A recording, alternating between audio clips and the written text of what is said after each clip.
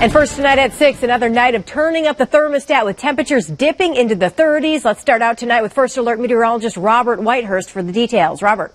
Also in Lawrence County, officials are investigating a report of almost 24 dead horses found in a ravine on a property in the community of Waterloo. Tomorrow, big shipping deadline you won't want to miss. It's the last day for standard mailing. You might be planning to head out for some Christmas shopping or maybe dinner tonight. First Alert meteorologist Robert Whitehurst is watching traffic for us. Robert, any problem spots? Penthouse of Chicago's Trump Tower was recently sold for $17 million. That's a new record for Chicago real estate transactions. Wow, can you imagine? A lot of money. It's good news for consumers and their wallets. Cheaper gas at the pump drove down U.S. consumer prices last month by the largest amount in 6 years. Cameras are used to track your every movement, from the moment you leave your car in the parking lot to your decision making over different products while you're standing in the aisle. And I'm here along Main Street in Dillon today, just across the street from the train station in the main part of town. I think next weekend, isn't it the weekend when all the men hit the malls and the stores? No, that's Christmas Eve.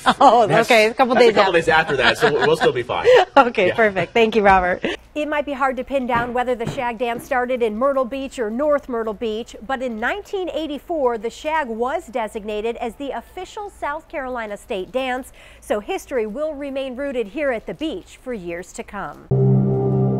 We didn't know if somebody had tried to come in, if it was wind, what it was, but at that point, we realized our back door was open. Chris Richardson knows what it's like to be scared out of her sleep in the middle of the night by her home security system.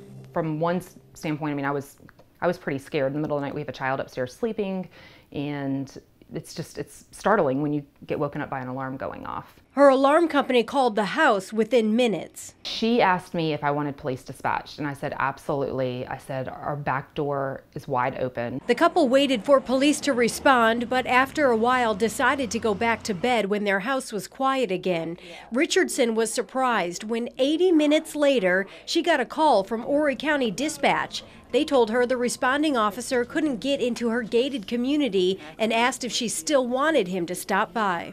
I think the biggest concern for us is if someone had come in and actually harmed someone in our family, it would have taken quite some time before police would have shown up. Horry County Police Lieutenant Robert Kegler says the police response to Richardson's emergency is not typical. Very rarely is it an alarm and then you find out while you're still going en route that there's an actual burglary going on.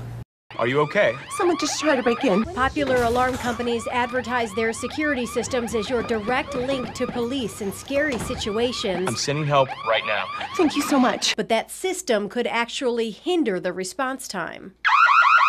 Richardson called police the next day to question why it took more than an hour for someone to respond, and she was surprised by what she heard.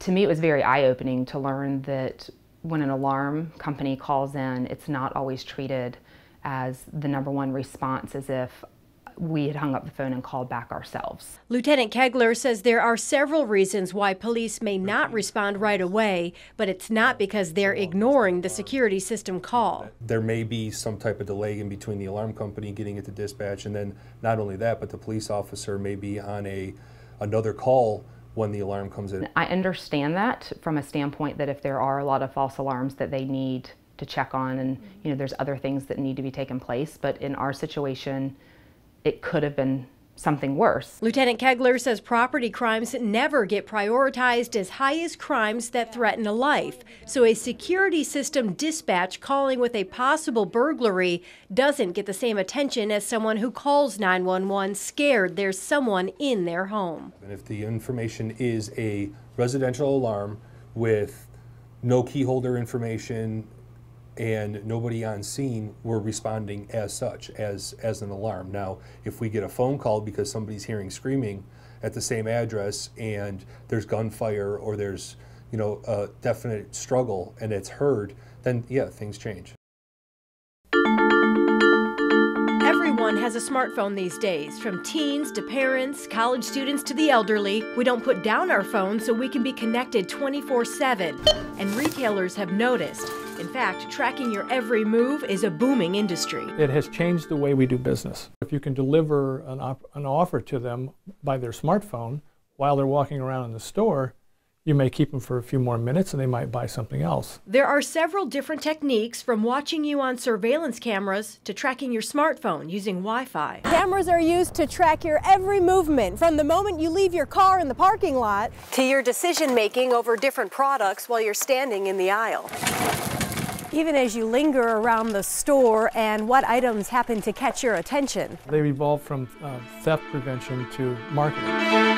They're using these sometimes for real-time viewing, where they will watch a consumer move around the store because they want to see what their travel pattern is, or they will be looking for certain types of customers to use them in research projects to determine what kind of customer buys certain products. Ladd has been studying this type of marketing for years. He says retailers want to know everything about you, from what type of car you drive to the items you purchase. There are lots of things they can track over time to determine who is their core customer. Wi-Fi tracking is another way retailers are following you. When you walk into a store, your smartphone or tablet can connect to the wireless system and essentially allow the retailer to know where you are in the store at any point. They're always trying to look to see what categories of products you buy and then makes select suggestions to you about what you should buy next.